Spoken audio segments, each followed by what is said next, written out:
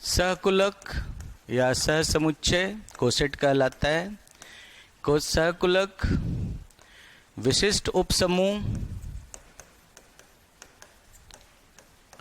सहकुलक विशिष्ट उपसमूह तथा विभाग समूह, ये टॉपिक का नाम है।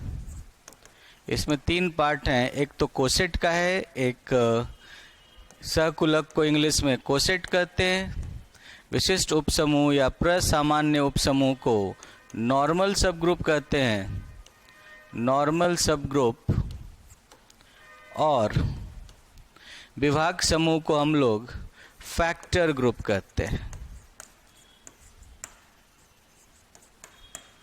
कोसेट नॉर्मल सब ग्रुप तथा विभाग समूह को फैक्टर ग्रुप कहा जाता है। ठीक है, विभाग समूह को फैक्टर ग्रुप कहा जाता है ना। अब सबसे पहले तो हम लोग सहकुलक या कोसेट से स्टार्ट करते हैं। तो सहकुलक या सहसमुच्चय या कोसेट।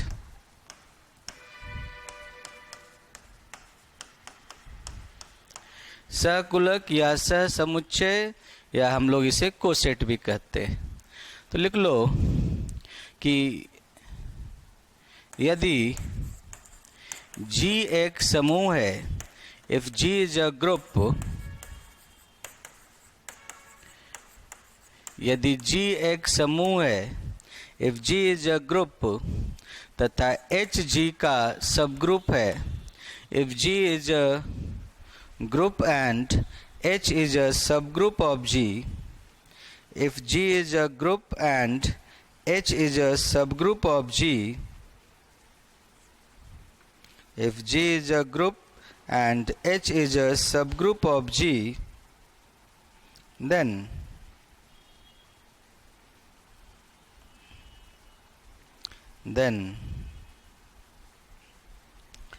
for every, अगर HG का सब ग्रुप है तो for every A belongs to G, H बराबर AH जहाँ H का अवयव है तथा यह इसको हम लोग G में H का A द्वारा प्रेरित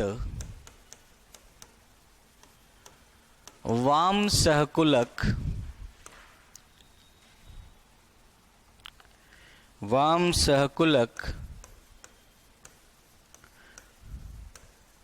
then H is equal to, मतलब A को पहले रख दिया और A को पहले रखकर H के सभी एलिमेंट से मल्टीप्लाई कर दिया। मल्टीप्लाई का मतलब जो ऑपरेशन है वो ऑपरेशन कर दिया, है ना। तो A द्वारा प्रेरित वाम सहकुलक कहा जाता है। Then H is set to be, then H is said to be a left coset of H in G. A left coset of H in G is said to be a left coset of H in G induced by A. Left coset of H in G induced by A. ठीक है, G में A से induced left coset कहलाता है। तथा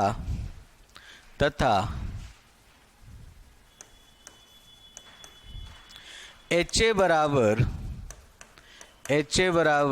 पहले H का अवयव बाद में A को रखा, पहले H का अवयव बाद में A को रखा को दक्षिण सहकुलक कहा जाता है। तो एक लेफ्ट कोसेट हो गया और दूसरा राइट कोसेट हो गया। एक को लेफ्ट कोसेट कहा जाता है और दूसरे को राइट कोसेट। G में H का राइट कोसेट कहा जाता है।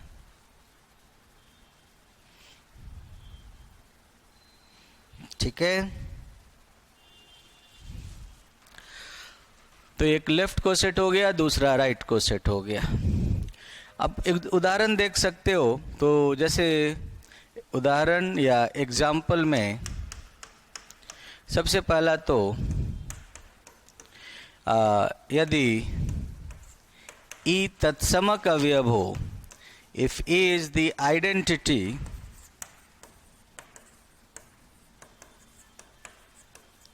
तो EH बराबर E इंटू एच करोगे, जहाँ H का अवयव है। अब आइडेंटिटी से H को गुना करोगे तो आपको H ही मिलेगा, तो H ही मिलेगा, तो इक्वल टू H कर दो। इसी प्रकार H बराबर करोगे तो H इंटू ई, जहाँ H बिलोंग्स टू H, ये भी H के बराबर है। तो इसीलिए सबसे पहला जो आपको कोसेट जो है H का, वो H खुद होता है। H स्वयं भी खुद का एक सहकुलक है, एक सह समुच्चय है ना। H खुद भी खुद का एक कोसेट होता है, ठीक है। लेफ्ट कोसेट भी होता है और राइट कोसेट भी होता है। इसीलिए H बराबर राइट कोसेट बराबर H बराबर EH। तो E से इंड्यूस्ड, E से प्रेरित जो लेफ्ट और राइट कोसेट होते हैं वो H के बराबर ही होते हैं, ठीक है। तो H खुद भी एक कोसेट होता है, लेफ्ट में भी आता है और राइट में भी आता है। लिख लो, और लिख लिया हो तो आगे बढ़े।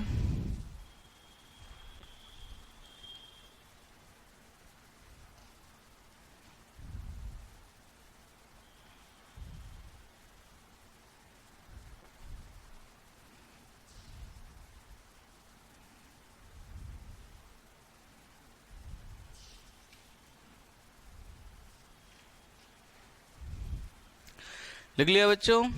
ओके।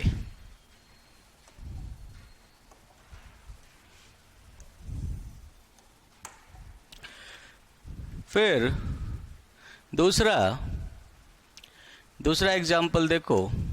यदि G एक आबेली समूह हो, if G is an abelian group,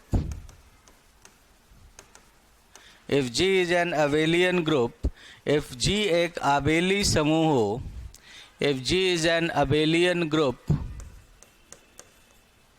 if G is an abelian group, तो तथा if G is an abelian group and H is a subgroup of G, H G का उप समूह हो, H is a subgroup of G, तो for every A belongs to G, H बराबर HA होगा। Her left coset अपने right coset के बराबर होगा, क्योंकि आबेली समूह में तो प्रत्येक अवयव भी एक दूसरे के साथ क्रम विनिमय करता है, तो H बराबर HA हो ही जाएगा। A हर H के साथ कम्यूट करेगा स्मॉल h के साथ, तो A इंटू स्मॉल h बराबर स्मॉल h इंटू A हो जाएगा। इसीलिए आबेली समूह में तो लेफ्ट कोसेट और राइट कोसेट दोनों बराबर ही होते हैं। उसके बाद तीसरा एग्जाम्पल देख सकते हो। जैसे G बराबर आपने Z ले लिया और H बराबर आपने मान लो कोई 3Z ले लिया। H सब ग्रुप है उसका, Z ग्रुप है। तो इसके जब कोसेट लिखोगे तो उप सहकुलक या कोसेट कैसे कैसे होंगे। आप ग्रुप का अवयव लेते जाओ और उससे कोसेट बनाते जाओ। सबसे पहला कोसेट तो H खुद होता है, H बराबर 3Z। 3Z का मतलब 0 plus minus 3 plus minus 6 plus minus 9, ये सब खुद इसके अवयव है। ये कोसेट हो गया। अब H खुद, अब आप कोई भी एलिमेंट उठा लो, जैसे 1 ले लो, 1 प्लस H करोगे, प्लस इसलिए क्योंकि H का मतलब A इंटू H नहीं होता, A स्टार H होता है। और इस ग्रुप में Z में संक्रिया कौन सी है? जोड़ की संक्रिया होती है। Z में ऑपरेशन एडिशन होता है, इसीलिए 1 प्लस H। अब 1 प्लस H का मतलब हर अवयव में 1 जोड़ देना। अब 1 जोड़ 0 1 होगा, 1 जोड़ 3 4 होगा, 1 माइनस 3 माइनस 2 होगा, 1 जोड़ 6 7 होगा, 1 माइनस 6 माइनस 5 होगा। ऐसे बन गया। तो ये एक कोसेट हो गया जो 1 से बन रहा है। ये जी में जेड में 3z का एक कोसेट हो गया, 1 जोड़ 3z। ऐसे ही 2 जोड़ 3z करोगे तो आपको मिलेगा 2 जोड़ दिया 2, 2 + 3 5, ठीक है। 2 - 3 -1, 2 + 6 8, 2 - 6 -4। ऐसे ही आप इसके कोसेट बना सकते हो। तो कोई मतलब बहुत ही आसान सी बात है, ग्रुप है सब ग्रुप है, दोनों चीज़ें दी गई है। आप कोई भी अवयव उठाओ, अगर पहले रखना है तो पहले रखकर, बाद में रखना है तो बाद में रखकर। चूंकि ये आबेली समूह था इसीलिए एच और एच हमेशा बराबर ही होंगे, तो एक साइड से ही देख लिया, क्योंकि इसमें तो कोई फर्क पड़ेगा ही नहीं, एच और एच हमेशा बराबर होंगे ही। समझ गए? तो ये एक एग्जाम्पल हो गया। एक और एग्जाम्पल देख लो। मान लो जी बराबर आपने ले लिया जेड8। अब जेड8 में अवयव होते हैं 0 1 2 3 4 5 6 7 और ऑपरेशन होता है एडिशन मॉडुलो 8। अब इसमें आपने सब ग्रुप ले लिया, मान लो 4 से बनने वाला, तो 4 और 4 का स्क्वायर 4 जोड़ 4 8 को 8 से भाग देंगे तो शेषफल 0। तो ये इसका सब ग्रुप हो गया। अब ये भी आबेली समूह है इसलिए इसमें भी आपको लेफ्ट और राइट अलग अलग देखने की आवश्यकता नहीं है। अब इसमें आप देखोगे तो इसमें आपको दिखेगा कि भाई इसमें आप देख सकते हो बच्चों कि सबसे पहला जो, अगर आप इसके सहसमुच्चय कोसेट बनाओगे, सहसमुच्चय या कोसेट बनाओगे या सहकुलक, जो भी लिखना है लिख सकते हो। तो पहला कोसेट तो h खुद ही हो जाएगा, इसमें 2 अवयव हो जाएंगे 4 और 0। फिर ग्रुप का कोई एलिमेंट उठा लो, मान लो आपने 1 ले लिया तो 1 एडिशन मॉडुलो 8 h किया, तो 1 एडिशन मॉडुलो 8 h किया तो आप इसमें 1 जोड़ दो, तो 1 जोड़ 4 5 और 1 जोड़ 0 1। इस कोसेट में ये 2 अवयव हो गए, इसमें ये 2 अवयव है, इसमें ये 2 अवयव हो गए। फिर 2 एडिशन मॉडुलो 8 h किया, तो 2 एडिशन मॉडुलो 8 h किया तो इसमें क्या हो जाएगा 2 जोड़ 4 6 और 2 जोड़ 0 2। इस कोसेट में ये 2 अवयव हो गए। 3 एडिशन मॉडुलो 8 h किया तो 3 जोड़ 4 7 और 3 जोड़ 0 3। तो लगभग सारे अवयव आ ही गए 0 1 2 3 4 5 6 7। ठीक है, तो इस तरीके से आप इसके सहसमुच्चय बना सकते हो। बाकी किसी और को भी रख सकते हो, लेकिन उससे जोड़ोगे तो कुछ नया नहीं मिलेगा। जैसे मान लो आपने 4 जोड़ दिया, 4 एडिशन मॉडुलो 8 h करोगे तो 4 एडिशन मॉडुलो 8, जब इसमें आप 4 जोड़ोगे तो 4 जोड़ 4 8, 8 को 8 से भाग देंगे तो 0 और 4 जोड़ 0 4 हो जाएगा। तो आप देख सकते हो 4 जोड़ 8 h बराबर h ही तो हो गया, ये कुछ नया तो मिला नहीं आपको। आप 5 जोड़े ये करोगे तो आप 5 से जोड़ोगे तो ये 5 एडिशन मॉडुलो 8 h के बराबर होगा। देख सकते हो 5 जोड़ 4 9 को 8 से भाग दोगे तो शेषफल 1 और 5 जोड़ 0 बराबर 5। आप 2 जोड़ h कहो या 6 जोड़ h कहो एक ही बात है। जैसे 6 जोड़ोगे तो 6 जोड़ 4 10, 10 को 8 से भाग दोगे शेषफल 2 और 6 जोड़ 0 बराबर 6। आप 3 जोड़ 8 h कहो या 7 जोड़ h कहो, बात एक ही। ठीक है, 7 जोड़ोगे 7 4 11, 11 को 8 से भाग दोगे तो शेषफल 3 और 7 जोड़ 0 बराबर 7। तो इस तरीके से आप देख सकते हो ये दोनों बराबर ही। आई बात समझ में? तो ये सहसमुच्चय के उदाहरण है। ठीक है, इनके एग्जाम्पल्स हो गए।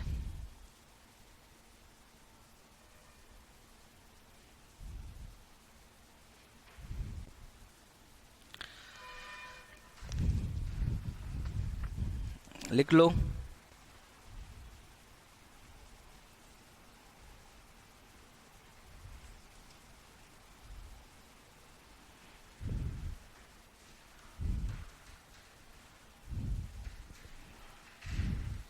सर कोसेट सब ग्रुप बना सकते हैं क्या? थोड़ा धैर्य रखो, प्रॉपर्टीज में पढ़ेंगे। आगे बढ़ूं? आगे बढ़ें? लिख लिया इसे? यस, एक बच्चे ने कहा नहीं सर। कौन सी स्लाइड है? सेकंड स्लाइड है ये, लिख लो जल्दी। सर चाय पी लो। हाँ पियो पियो आप लोग। ऑनलाइन पढ़ने का मज़ा ही यही है, चाय पियो, पढ़ते समय खाना वाना भी खा सकते हो आप, है ना।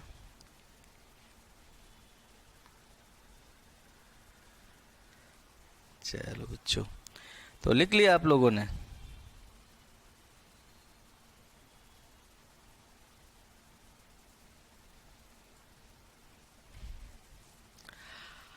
ओके, अब आ जाओ अगले पॉइंट पे। अब ये तो आपने आबेली में देख लिया, कॉन्सेप्ट सब में सेम है, चाहे आबेली हो चाहे अनाबेली हो। एक और एग्जाम्पल देख लो, जैसे 3 तो देख लिया शायद ना, कितने एग्जाम्पल्स देख लिए? 4 देख लिए, तो 5वां देख लो। कोई अनाबेली समूह उठा लो, जैसे आपने कोई अनाबेली समूह उठा लिया कि भाई G बराबर आपने S3 ले लिया और H बराबर आपने 2 अवयव वाला 1 और 1 2 ले लिया। अब इसमें S3 में तो 6 अवयव होते हैं, 1 1 2 1 3 2 3 1 2 3 और 1 3 2। S3 में 6 अवयव होते हैं। अब इसमें आपने जैसे H बराबर 1 2 ले लिया, अब 1 2 वाला तो कोसेट जो होगा सहकुलक या सहसमुच्चय, पहला तो H खुद हो जाएगा, H 1 1 2। अब आपने इसमें 1 3 रखा और 1 3 से गुना किया, तो 1 3 गुना 1 1 3 होगा, और 1 3 गुना 1 2 बराबर क्या होता है? 1 3 गुना 1 2 बराबर 1 2 3 हो जाएगा, नहीं 1 3 2 हो जाएगा, नहीं 1 2 3 होगा। 1 का इमेज 2, 2 का 2, 1 2 3 हो गया। लेकिन यही जब आप H गुना 1 3 करोगे, यही जब आप H गुना 1 3 करोगे, तो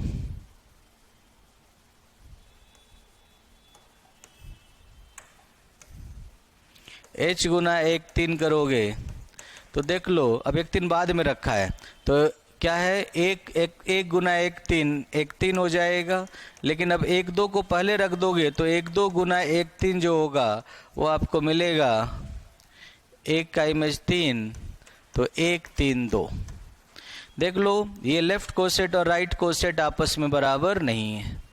2 3 गुना H करोगे तो 2 3 गुना H करोगे तो 2 3 गुना 1 2 3 हो जाएगा, और 2 3 गुना 1 2 करोगे तो 1 का इमेज 2 2 का इमेज 3, तो 1 का 3 हो गया, 3 का इमेज 3 3 का इमेज 2 और 2 का इमेज 1 1 का इमेज 1, सो 2 का 1। ये ऐसा हो गया। और वही अगर उल्टा करो, H गुना 2 3 करो तो आपको मिलेगा, पहले H के अवयव को रखोगे तो 1 गुना 2 3 2 3 हो गया, और 1 2 गुना 2 3 करोगे, 1 2 गुना 2 3 करोगे तो 1 का इमेज 2 1 का इमेज 2 2 का इमेज 3 और 3 का 2 2 का 1, ये हो गया। अब आप देख सकते हो बच्चों यहाँ पर कि यहाँ पर 1 3 गुना H बराबर H गुना 1 3 नहीं हो पाया। 2 3 गुना H बराबर H गुना 2 3 नहीं हो पाया।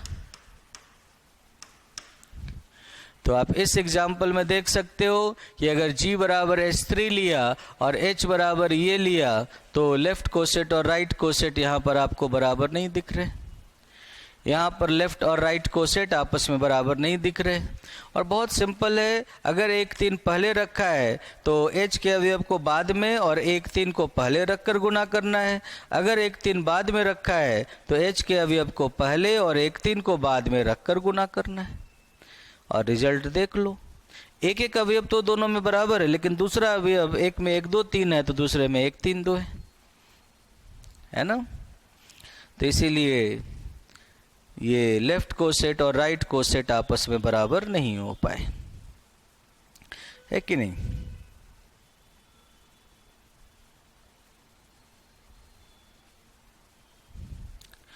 लिख लो।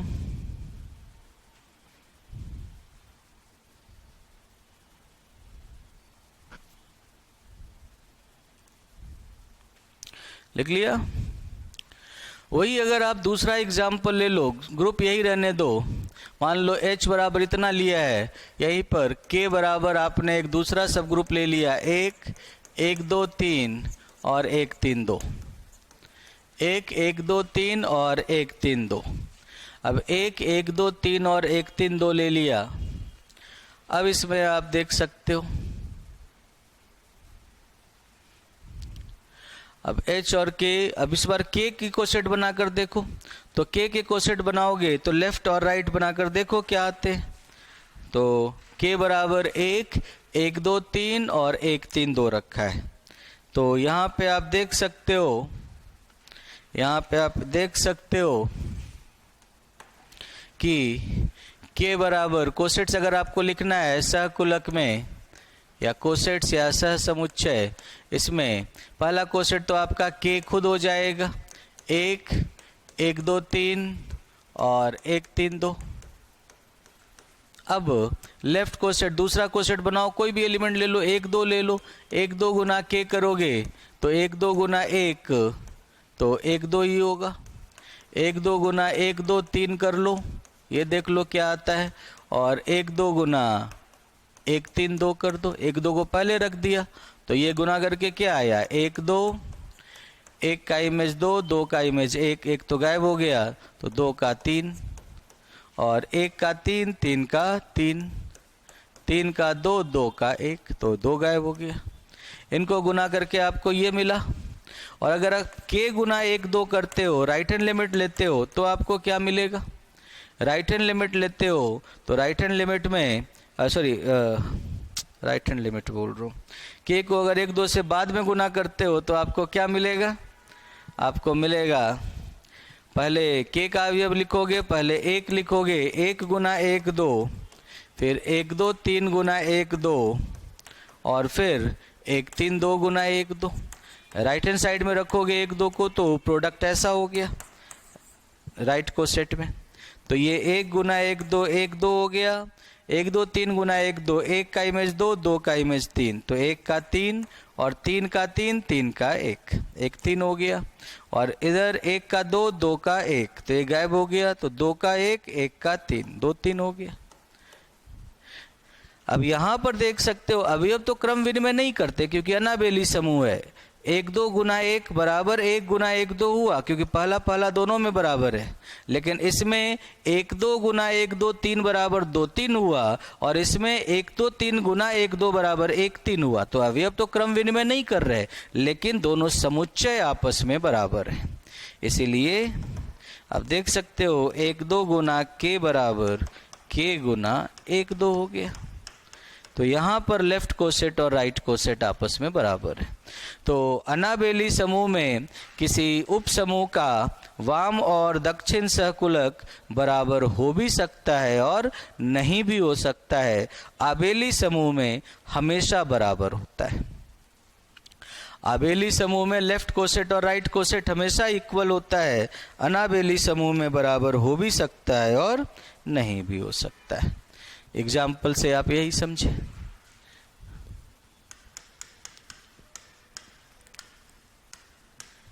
लिख लो इसे।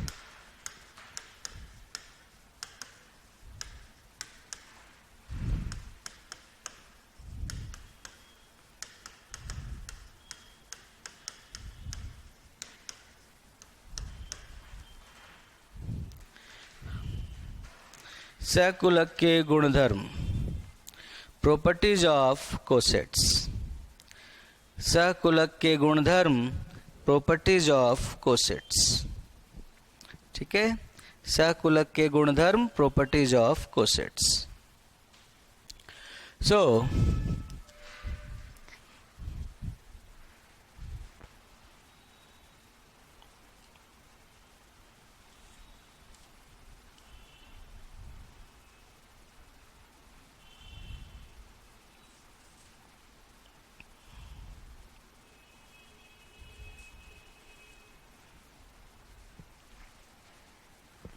देखो कोसेट्स में सबसे पहली बात तो क्या है ना कि पहली प्रॉपर्टी है कि ऐसे मान लो कि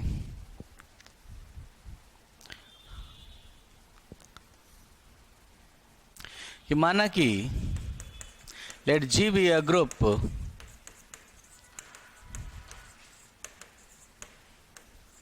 and H is a subgroup of G. Let G be a group and H is a subgroup of G. माना कि G एक समूह है तथा H G का सबग्रुप है। ठीक है, माना कि G एक समूह है तथा H G का सबग्रुप है। अब पहली बात तो ये है कि G पर परिभाषित संबंध a relation defined on G, a relation R1 defined on G या a relation ऐसे नाम लिख दो L defined on G, a relation L defined on G, G पर परिभाषित एक संबंध L जहाँ a relation L defined on G, a relation L defined on G such that for every A comma B belongs to G, A L B यदि और केवल यदि A inverse B belongs to H हो तो a relation L defined on G such that for every A comma B belongs to G, for every A comma B belongs to G, A L B, if and only if A inverse B belongs to H, एक तुल्यता संबंध होता है, is an equivalence relation, is an equivalence relation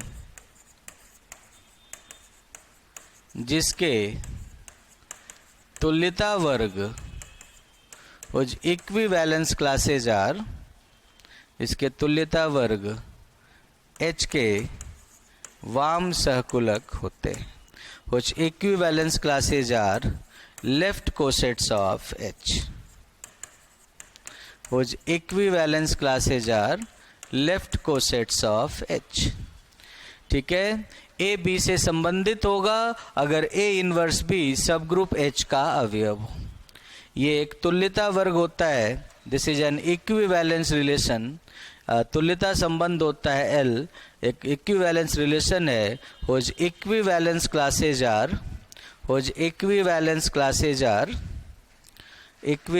classes are left cosets of H. ठीक है, देख सकते हो आप रिफ्लेक्सिव हो जाता है, रिफ्लेक्सिव हो जाता है। रिफ्लेक्सिव के लिए आपको क्या देखना होता है?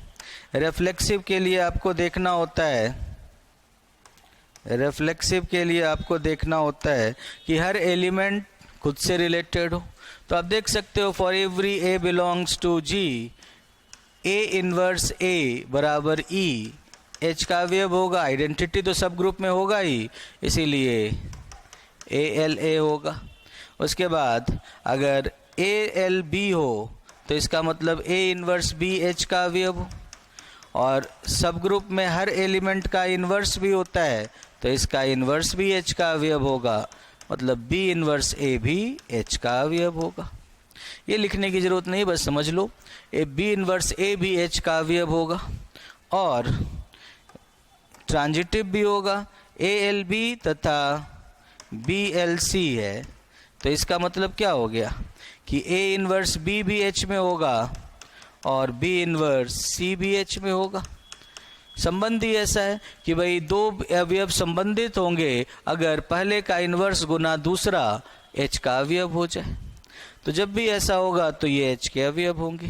अब H सब ग्रुप है तो समवृत्त भी होगा, क्लोजर प्रॉपर्टी भी सेटिस्फाई करेगा। A इनवर्स B H में है, B इनवर्स C H में है, तो इनका प्रोडक्ट भी H में होगा। अब A inverse B into B inverse C कहोगे तो B और B इनवर्स आइडेंटिटी बनकर हट जाएंगे, तो A इनवर्स C H में होगा। और अगर A इनवर्स C H में है तो A C से रिलेटेड हो गया। तो तीनों कंडीशन संतुष्ट हो रहे हैं यहाँ पर, और जब तीनों कंडीशन संतुष्ट हो रहे हैं तो ये तुल्यता संबंध है। और तुल्यता संबंध के तुल्यता वर्ग इक्विवेलेंस क्लासेज आप जानते हो क्या होते हैं। तुल्यता वर्ग कैसे निकालते हैं? किसी भी अवयव का तुल्यता वर्ग निकालना होगा तो आप कैसे देखोगे? ये लिख लिया आप लोगों ने ना, ये हटा देता हूँ, ये लिखने की जरूरत नहीं है, बस समझ लो कि भाई रिफ्लेक्सिव हो गया, सिमेट्रिक हो गया, ट्रांजिटिव हो गया। अब जब आपको तुल्यता वर्ग देखना है तो आप देखो किसी भी अवयव का तुल्यता वर्ग आपको देखना, मान लो A का आपको इक्विवेलेंस क्लास देखना है, तो A का तुल्यता वर्ग क्या होगा?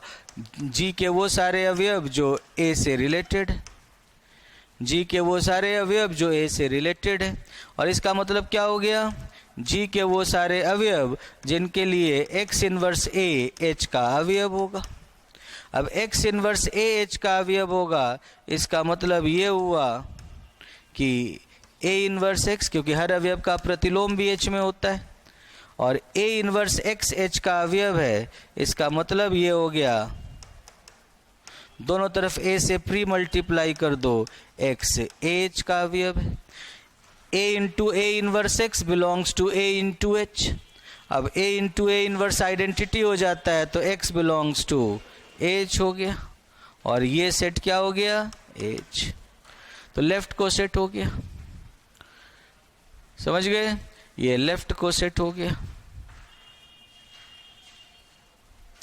और यहाँ पर संबंध का नाम R नहीं है, यहाँ पर संबंध का नाम L है, तो L लिख लो,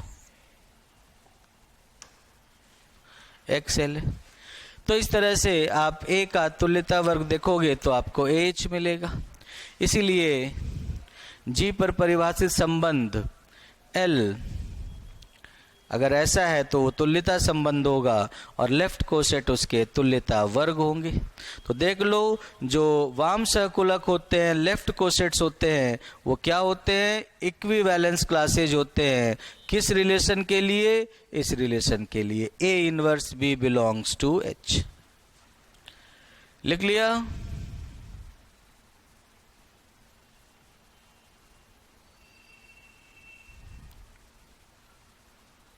यस,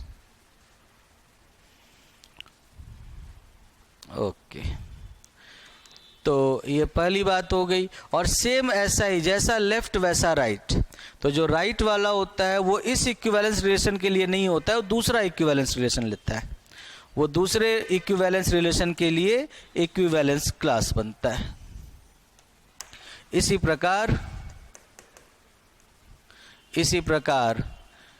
प्रकार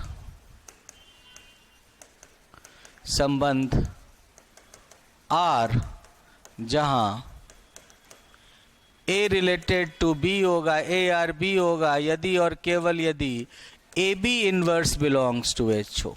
लेफ्ट वाले में पहले में इनवर्स होता है, लेफ्ट में इनवर्स होता है, राइट वाले में राइट में इनवर्स होता है। Similarly relation R such that A related to B if and only if AB inverse belongs to H. Similarly, relation R such that A related to B if and only if AB inverse belongs to H.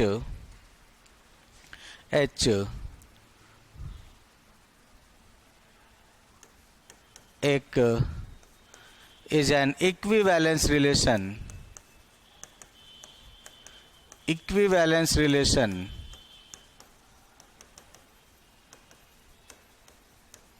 whose equivalence classes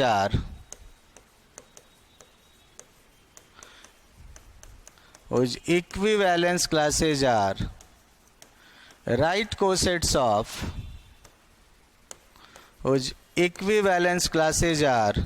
right cosets of H in G, which equivalence classes are right cosets of H in G.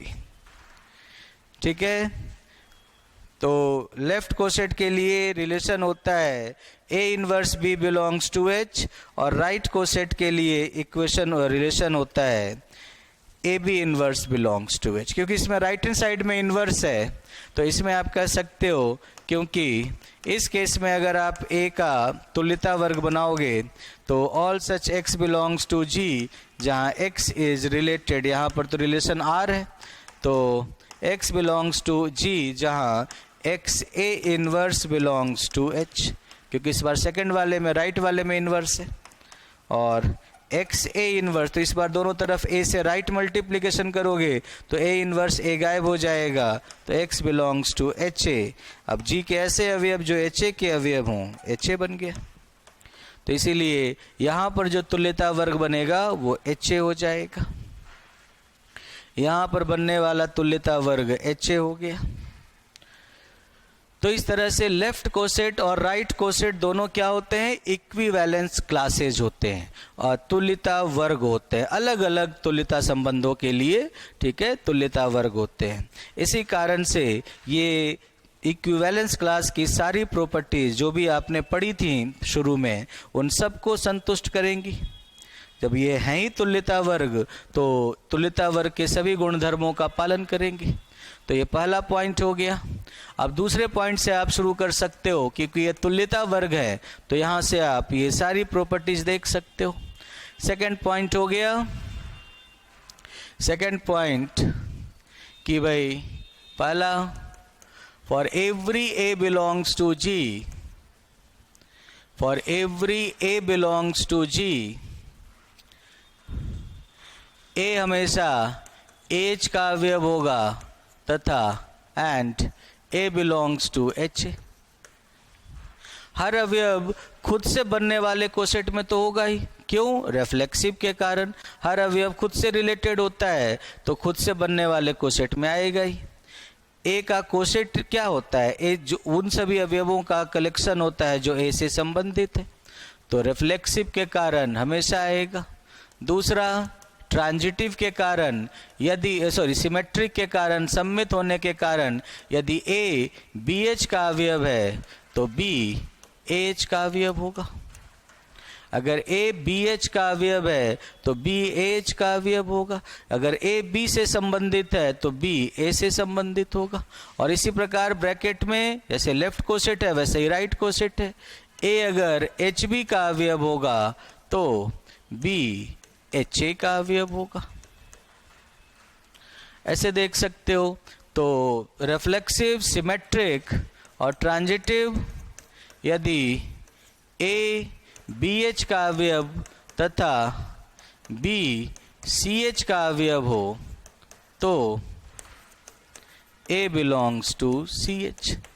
और इसी प्रकार A अगर HB तथा B अगर HC का अवयव हो तो A बिलोंग्स टू HC। स्वतुल्य, सम्मित और संक्रामक, क्योंकि दोनों ही आपने देखा है कि लेफ्ट कोसेट हो चाहे राइट कोसेट हो, सब तुल्यता वर्ग है, तो तुल्यता वर्ग की प्रॉपर्टीज को संतुष्ट करेंगे ही करेंगे। उसके बाद तीसरा पॉइंट, तीसरे का पहला, आपको याद होगा कि दो तुल्यता वर्ग या तो आइडेंटिकल होते हैं या डिसजॉइंट होते हैं, है ना। अगर A B के तुल्यता वर्ग में आ जाए तो A और B दोनों का तुल्यता वर्ग समान होता है। ये सारी प्रॉपर्टीज आप पढ़ चुके हो। तो इसीलिए तीसरे में यदि A बिलोंग्स टू BH तो AH बराबर BH। अगर A B के तुल्यता वर्ग में आ जाए तो दोनों का लेफ्ट कोसेट, मतलब लेफ्ट कोसेट में है तो दोनों का लेफ्ट कोसेट समान होता है। और यदि A बिलोंग्स टू HB हो तो HA बराबर HB हो जाएगा। अगर A HB का अवयव हो तो HA बराबर HB हो जाएगा। लेफ्ट कोसेट हो राइट कोसेट हो। ठीक है, लेफ्ट के लिए अलग इक्विवेलेंस रिलेशन है, राइट के लिए अलग इक्विवेलेंस रिलेशन है। लेफ्ट वाले कोसेट के लिए जो इक्विवेलेंस रिलेशन है उसके लेफ्ट में इन्वर्स होता है, और राइट वाले कोसेट के लिए जो इक्विवेलेंस रिलेशन है उसके राइट में इन्वर्स होता है। तो ये पहला पॉइंट हो गया, है ना। ये कोसेट्स की प्रॉपर्टीज है, मतलब इक्विवेलेंस क्लासेज की। लिख लो इन्हें।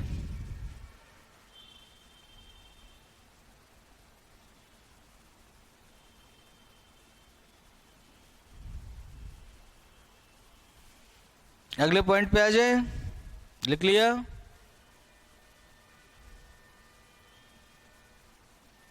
यस।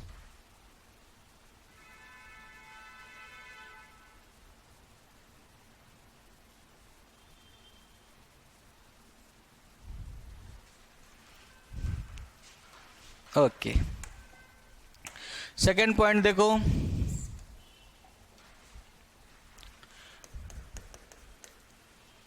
दो वाम सहकुलक, और एक ही साथ लिख दो, दो बार क्यों लिखोगे। वाम ब्रैकेट में दक्षिण सहकुलक या तो समान होते हैं या असंयुक्त, क्योंकि आपको याद होगा दो इक्विवेलेंस क्लासेज या तो समान होते हैं या असंयुक्त। So two left in bracket right, two left in bracket right, two left और ब्रैकेट में right cosets are, two left और ब्रैकेट में राइट कोसेट्स आर इधर आइडेंटिकल और डिसजॉइंट, आर इधर आइडेंटिकल और डिसजॉइंट, या तो आइडेंटिकल होंगे या फिर डिसजॉइंट होंगे, या तो आइडेंटिकल होंगे या डिसजॉइंट होंगे, क्योंकि इक्विवेलेंस क्लासेज है। दो लेफ्ट कोसेट्स भी या तो आइडेंटिकल होंगे या डिसजॉइंट होंगे, दो राइट कोसेट्स भी या तो आइडेंटिकल होंगे या डिसजॉइंट होंगे, लेफ्ट हो चाहे राइट हो। ठीक है। थर्ड, वाम सहकुलक, वाम या ब्रैकेट में दक्षिण, क्योंकि जैसे लेफ्ट कोसेट होते हैं इक्विवेलेंस क्लासेज वैसे ही राइट भी होते हैं। सहकुलक समूह जी का विभाजन करते हैं। इक्विवेलेंस क्लासेज जो होते हैं हमेशा जो सेट होता है उसका पार्टीशन करते हैं। तो लिख लो लेफ्ट और इन ब्रैकेट में right, left in bracket right cosets gives a partition, gives a partition of the group G, gives the partition, gives a partition of the group G. So left और bracket में right cosets gives partition of the group। ठीक है, partition करेंगे हमेशा। ये तीसरा point हो गया। अब ये सब तो कोसेट की बात हो गई। अब मतलब ये सब तो इक्विवेलेंस क्लासेज की बात हो गई। तभी आपने देखा कि भाई अगर एक इक्विवेलेंस क्लास में मान लो अगर दूसरा एलिमेंट है तो दूसरा एलिमेंट भी वही इक्विवेलेंस क्लास बनाएगा, इसीलिए एक ही इक्विवेलेंस क्लास के एलिमेंट्स को बार बार लिखने की ज़रूरत होती नहीं है। तो इसीलिए आपने एग्जाम्पल्स में भी देखा होगा। सर थर्ड पॉइंट समझा दो। इक्विवेलेंस क्लास और इक्विवेलेंस रिलेशन की प्रॉपर्टीज एक बार रिवाइज करो आप। ठीक है, इसमें अभी तक के किसी भी पॉइंट में मतलब कोसेट का अलग से कुछ भी नहीं है। ये हर इक्विवेलेंस क्लास की प्रॉपर्टी होती है कि जो इक्विवेलेंस क्लासेज होते हैं हमेशा सेट का पार्टीशन करते हैं। शुरू में आपने पढ़ा होगा, जिसमें आपने पढ़ा था जैसे कि a जोड़ b सम संख्या हो या 3 डिवाइड्स a माइनस b, तो जो अलग अलग कोसेट्स बनते थे, जो अलग अलग इक्विवेलेंस क्लासेज बनते थे, उनका यूनियन करने पर पूरा का पूरा सेट मिल जाता था। तो वही विभाजन करते हैं।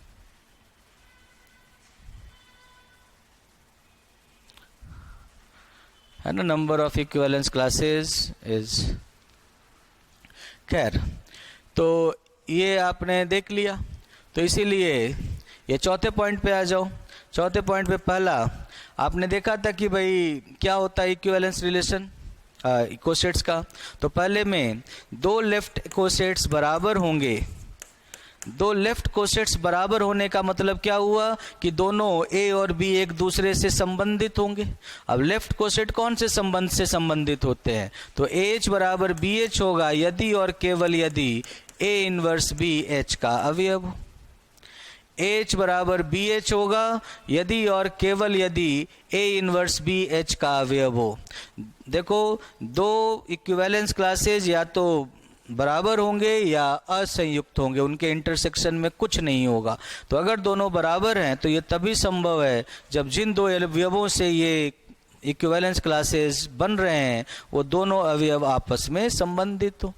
ए या तो बी एच में आता हो, तो ए जब बी एच में आएगा तो बी एच में आ ही जाएगा, दोनों बराबर हो जाएंगे, तो एक दूसरे से संबंधित होंगे। अब इसमें कौन सा इक्विवेलेंस रिलेशन होता है संबंध होने के लिए? एल वाला। तो A inverse B belongs to H. और राइट कोसेट होता दो राइट कोसेट आपस में बराबर होंगे यदि और केवल यदि इसमें भी ए और बी संबंधित हो, लेकिन इसका संबंध अलग है। इसमें आप कहते हो A B inverse belongs to H. पहले में कहते हो कि A inverse B belongs to H, और राइट कोसेट में इनवर्स राइट साइड में होता है, A B inverse belongs to H. इसीलिए आप देख सकते हो कि कोई भी लेफ्ट कोसेट एच बराबर एच होगा यदि और केवल यदि ए बिलोंग्स टू एच हो। कोई भी लेफ्ट कोसेट सब ग्रुप के बराबर कब होगा? एच के बराबर कब होगा? जब ए एच का अवयव हो। क्योंकि ए एच को आप लिखते हो ई एच, और ई एच को लिखोगे तो आप लिखोगे A inverse E belongs to H. और ए इनवर्स ई का मतलब ए इनवर्स ई होता है। A inverse belongs to H मतलब ए बिलोंग्स टू एच, क्योंकि एच तो सब ग्रुप है ना, उसमें हर एलिमेंट का इनवर्स होता है। तो इसीलिए एच बराबर एच होगा यदि और केवल यदि ए एच का अवयव हो। और इसी में आप कह सकते हो एच ए बराबर भी एच होगा यदि और केवल यदि ए एच का अवयव हो। तो अगर ए एच का अवयव है तो एच ए और ए एच दोनों बराबर ही होंगे। इसीलिए यदि if A belongs to H तो एच बराबर एच ए। अब एक बच्चे ने पूछा था कि ये कोसेट कब सब ग्रुप कब होता है? तो सब ग्रुप तभी होगा एच बराबर एच जी का सब ग्रुप होगा यदि और केवल यदि if and only if H G का सब ग्रुप होगा यदि और केवल यदि ए बिलोंग्स टू एच। और एच इसी प्रकार, क्योंकि एच बराबर एच ही हो जाएगा अगर एच का अवयव है तो। इसी प्रकार एच ए जी का सब ग्रुप होगा यदि और केवल यदि ए बिलोंग्स टू एच। क्योंकि अगर एच एच के बराबर नहीं है, अगर एच या एच के बराबर नहीं है तो उसका इंटरसेक्शन फाई होगा। क्योंकि एच ए अगर एच के बराबर नहीं है तो कोसेट क्या होते हैं? Equivalence classes. तो अगर बराबर नहीं है तो इंटरसेक्शन में कोई अवयव नहीं होगा। अब चूंकि आइडेंटिटी एच के अंदर है तो आइडेंटिटी जो होगा वो एच ए या एच के अंदर नहीं होगा। अब जिसके अंदर आइडेंटिटी नहीं हुआ वो सब ग्रुप कैसे हो पाएगा? आइडेंटिटी रखना तो जरूरी है ना, ग्रुप बना रहे हो, सब ग्रुप भी तो ग्रुप ही होता है। अब बिना आइडेंटिटी के वो सब ग्रुप कैसे हो सकता है? लेकिन अगर वो एच के बराबर नहीं है तो इसीलिए कभी सब ग्रुप नहीं हो सकता। तो एच ए सब ग्रुप तभी होगा जब ए एच का अवयव हो। अगर ए एच का अवयव नहीं है तो एच ए सब ग्रुप नहीं होगा।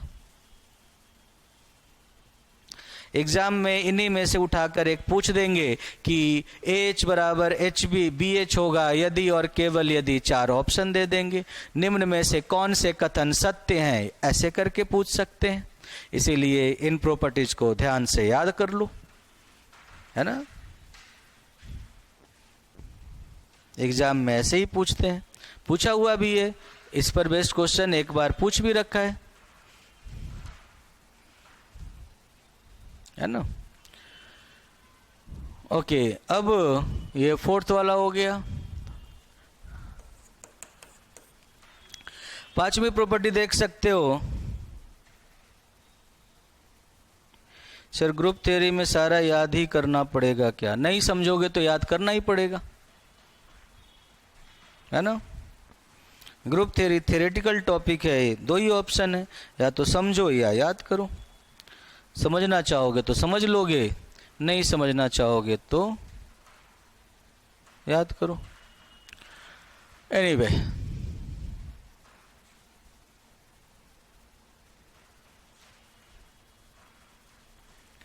Sir partition of a set करवाओगे क्या? आपने कहा था, मैंने कहा था पार्टीशन ऑफ अ नंबर करवाने को, जो मैंने करवा दिया। पार्टीशन ऑफ अ सेट तो ओंकार सर करवाते हैं सेट थ्योरी में, ठीक है। अब आगे पढ़ लो। उसके बाद पांचवा देखो कि अगर पांचवा है कि देखो, आपने ये तो देखा लेफ्ट कोसेट और राइट कोसेट का बराबर होना तो जरूरी नहीं है। H बराबर HA होना या H तथा HA का समान होना आवश्यक नहीं है। H and HA need not be equal.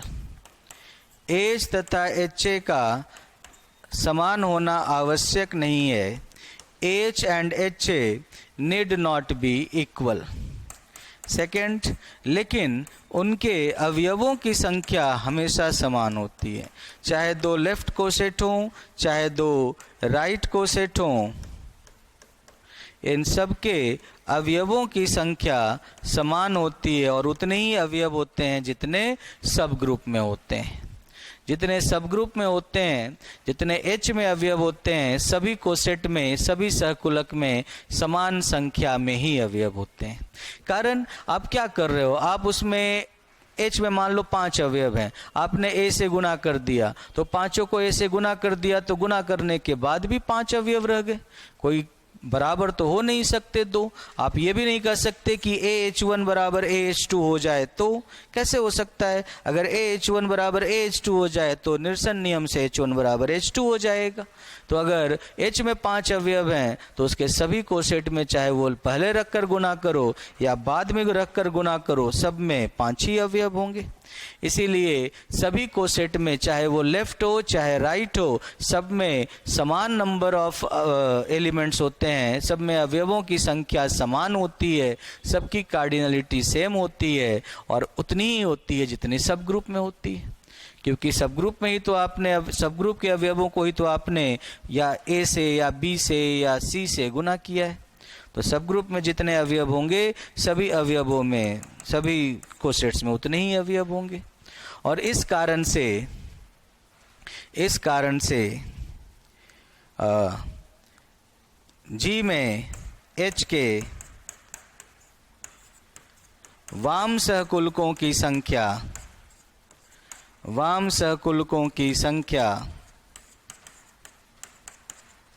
दक्षिण सहकुलकों की संख्या के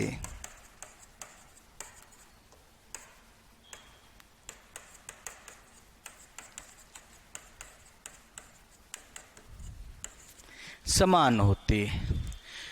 ठीक है, दोनों की संख्या समान होती है।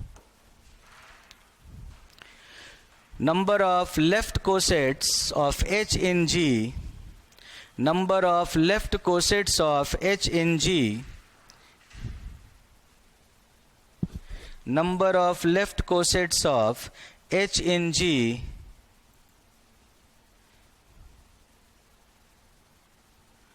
number of left cosets of H in G is equal to the number of right cosets। इसीलिए सबकी संख्या समान होती है। So number of left cosets of H in G number of left cosets of H in G is equal to the number of right cosets. Is equal to the number of right cosets. लिख लिया? वाम सहकुलकों की संख्या एवं दक्षिण सहकुलकों की संख्या समान होती है। वाम सहकुलकों एवं दक्षिण सहकुलकों की संख्या समान होती है। लिख लिया बच्चों?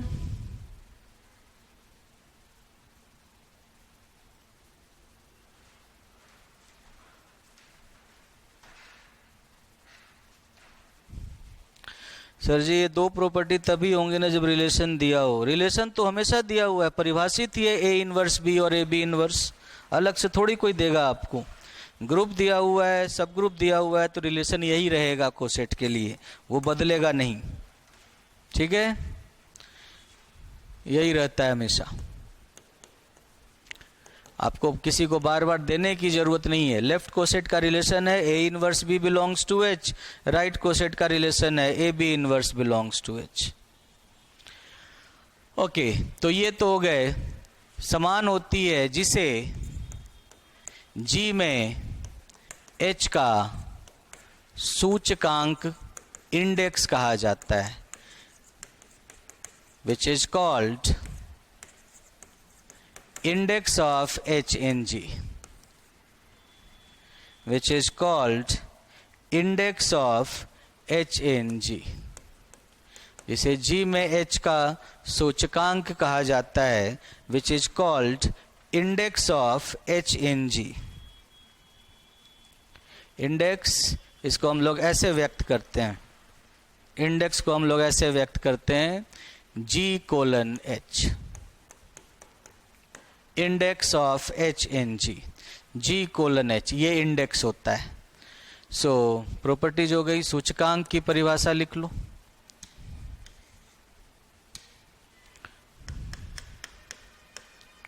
दोनों की संख्या समान ही होती है, सूचकांक या इंडेक्स। यदि if G is a group and H is a subgroup of G, then number of left in bracket right, number of left bracket में right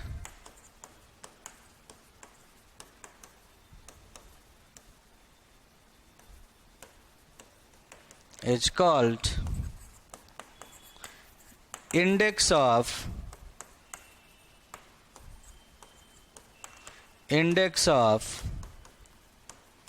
H in G, it's called index of H in G। G में H का सूचकांक कहा जाता है, index of H in G, it's called index of H in G। If G is a group and H is a subgroup of G, if G is a group and H is a subgroup of G, then number of left in bracket right cosets of H in G,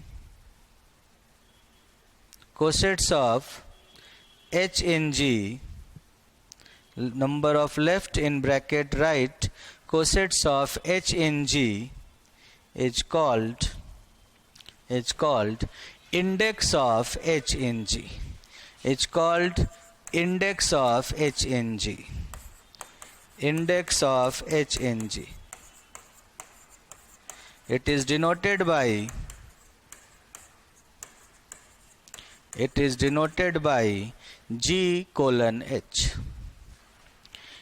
denoted by G:H।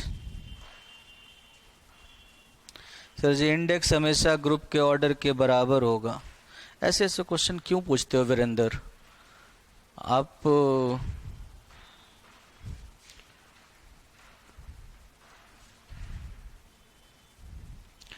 Index of H in G, ठीक है, it is called index of H in G. अब ये इंडेक्स का ये मतलब हो गया नंबर ऑफ लेफ्ट कोसेट्स या नंबर ऑफ राइट कोसेट्स, ठीक है।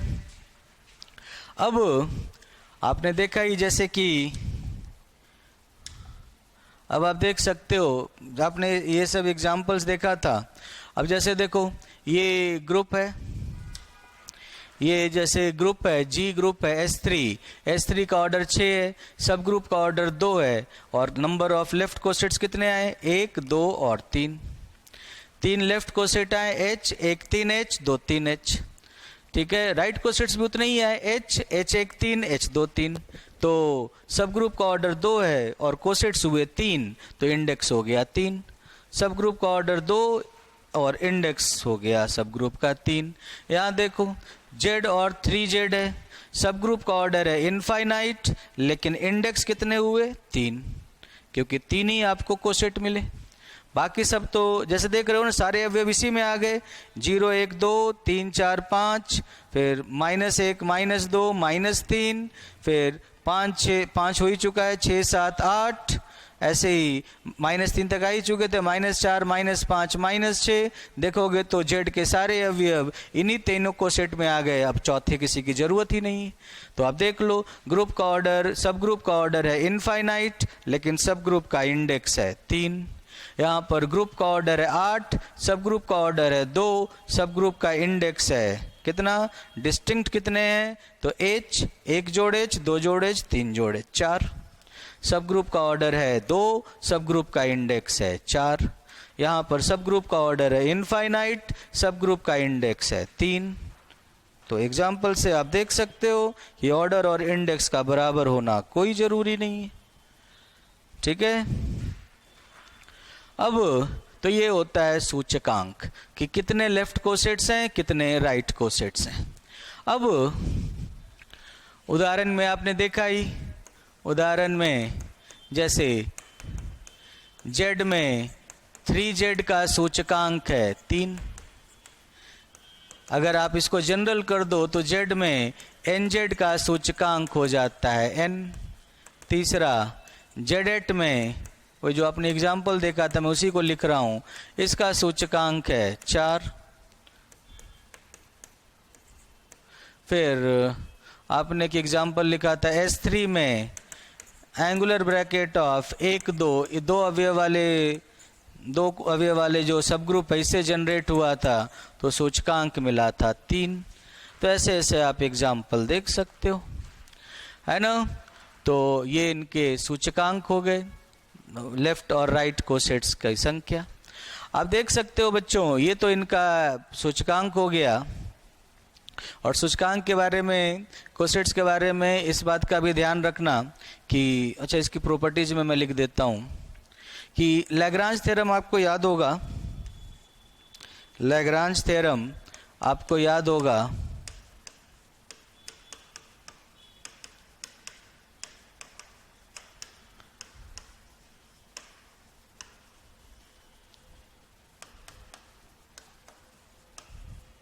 क्या कहता था लैग्रांज थ्योरम कि यदि G एक परिमित समूह है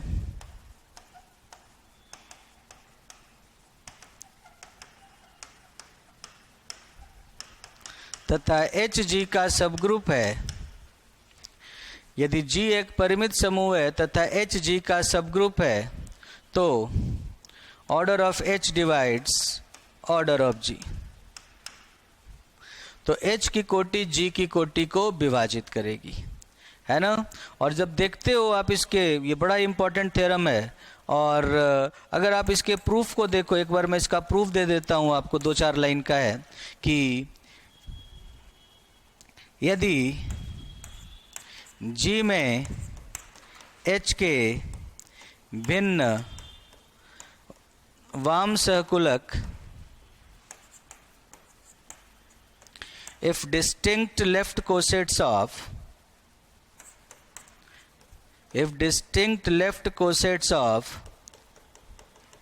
H in G are if distinct left cosets of H in G, if distinct left cosets of H in G are, if distinct left cosets of H in G are H, A2H, A3H dot dot dot AKH, अगर ये इसके भिन्न वाम सहकुलक हैं, distinct left cosets हैं, तो आपने पढ़ा इनकी प्रॉपर्टीज में कि ये जो लेफ्ट कोसेट्स होंगे सब के सब डिसजॉइंट होंगे, अगर समान नहीं है तो असंयुक्त होंगे, अगर आइडेंटिकल नहीं है तो डिसजॉइंट होंगे। तो सब के सब डिसजॉइंट होंगे और सब मिलकर पूरे G के बराबर हो जाएंगे, क्योंकि जो कोसेट्स होते हैं, लेफ्ट कोसेट्स होते हैं या राइट कोसेट्स होते हैं, ये ग्रुप का पार्टीशन करते हैं। तो सबको मिला दोगे तो पूरा ग्रुप मिल जाएगा, जैसे आपने एग्जाम्पल में भी देखा था। तो अगर आप इन सबको मिला दो तो आपको पूरा का पूरा ग्रुप G मिल जाएगा। इसीलिए G बराबर H union A2H union A3H union dot dot dot AKH। तो मॉड ऑफ G बराबर क्या हो जाएगा? इन सब का यूनियन, क्या मॉड मतलब उनके अवयवों की संख्या। और आपने सेट रिलेशन फंक्शन में जब आपने पढ़ा होगा कि n of A union B क्या होता है, n of A plus n of B minus n of A intersection B। अगर A intersection B G phi हो, अगर उनके इंटरसेक्शन में कुछ भी ना हो तो n of A union B हो जाता है n ऑफ A जोड़ n ऑफ B। उसी तरीके से इनके इंटरसेक्शन में कुछ नहीं है तो बीच में डॉट दे दो। बीच में डॉट देने का मतलब होता है कि इंटरसेक्शन फाई है, ये डिसजॉइंट यूनियन कहलाता है। तो अगर ऐसा है तो आप देख सकते हो मॉड ऑफ G, इनको अलग अलग करोगे तो मॉड ऑफ H जोड़ मॉड ऑफ A2H जोड़ मॉड ऑफ A3H जोड़ dot dot dot mod of AKH, ये ऐसा हो जाएगा। और आपने देखा था सभी लेफ्ट कोसेट में उतने ही अवयव होते हैं जितने सब ग्रुप में होते हैं, लेफ्ट हो चाहे राइट हो, सब में उतने ही अवयव होते हैं जितने सब ग्रुप में होते हैं।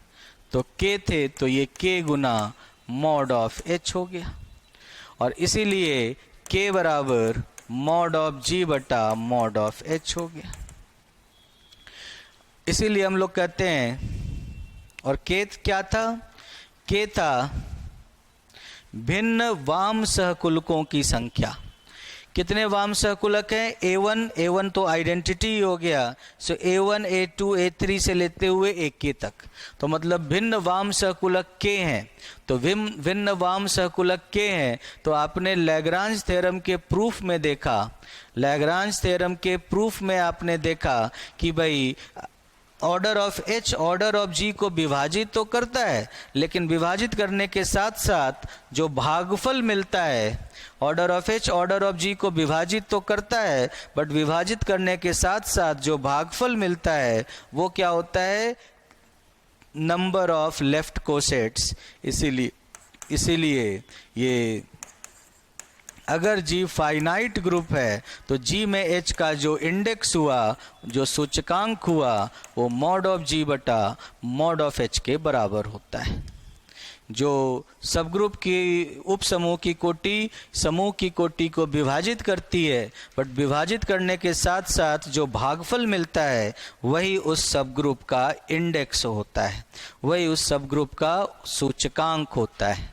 तो आप देख सकते हो बच्चों कि यहाँ पर आपने साफ साफ देखा कि भाई सब ग्रुप का ऑर्डर और सब ग्रुप का इंडेक्स बराबर नहीं होता, लेकिन अगर उनके बीच के संबंध की बात की जाए तो सब ग्रुप का ऑर्डर और सब ग्रुप के इंडेक्स का प्रोडक्ट ग्रुप का ऑर्डर होता है।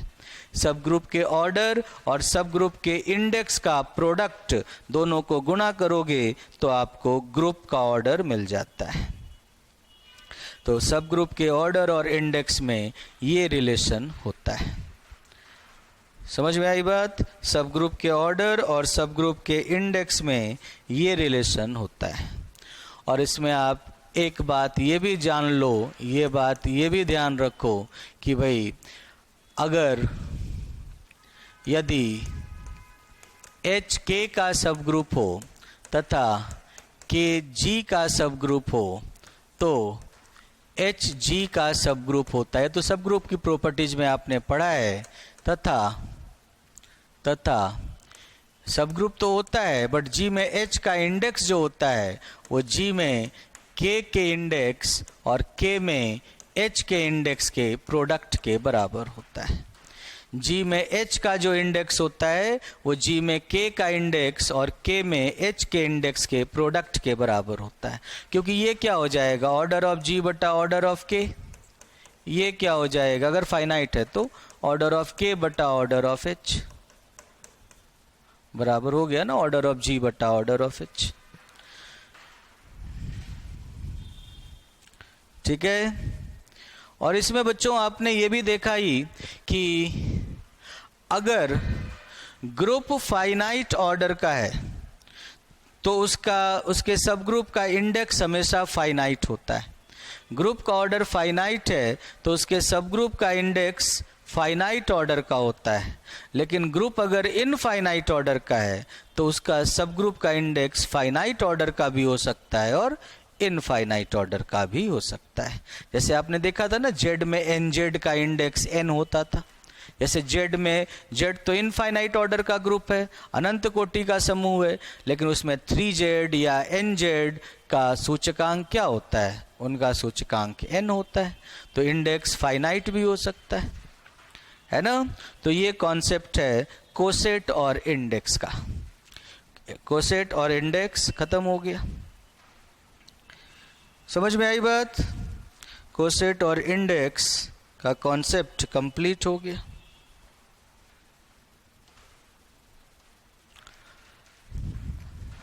ओके, और टाइम भी अभी आपके पास 5 मिनट रह ही रहा है। कल हम लोग नॉर्मल सब ग्रुप और फैक्टर ग्रुप कंप्लीट कर लेंगे। कल हम लोग नॉर्मल सब ग्रुप और फैक्टर ग्रुप कंप्लीट कर लेंगे। परसों हम लोग नया टॉपिक स्टार्ट करेंगे, है ना। और इस संडे को मैं आपकी क्लास लूँगा जिसमें मैं आपको होमोमॉर्फिज्म और आइसोमॉर्फिज्म ख़त्म करवाऊँगा। समझ गए।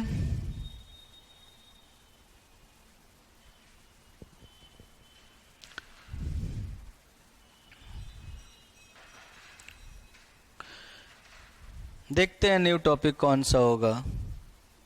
रिंग्स और आइडियल्स वगैरह सिर्फ फर्स्ट ग्रेड में है, वो जब कॉमन टॉपिक ख़त्म हो जाएंगे तब हम लोग फर्स्ट ग्रेड वाले टॉपिक्स अलग और सेकंड ग्रेड वाले टॉपिक्स अलग करके उसे पढ़ लेंगे। ठीक है, उनको हम लोग अलग करके पढ़ लेंगे। और